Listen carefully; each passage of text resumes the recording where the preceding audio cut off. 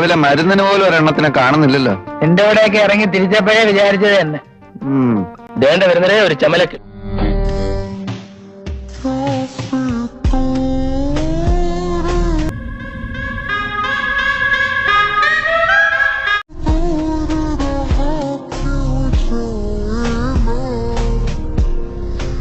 നീ ഒന്നും പെണ്ണുങ്ങളെ കണ്ടിട്ടില്ലടാ?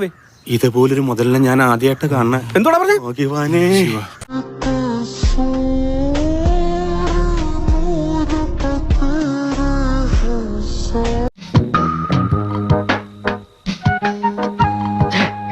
നീ ഇങ്ങനെ സങ്കല്പിച്ച് ഓരോന്നും വിളക്കെ പിടിച്ച് സുഖിച്ചിരുന്നോടാ.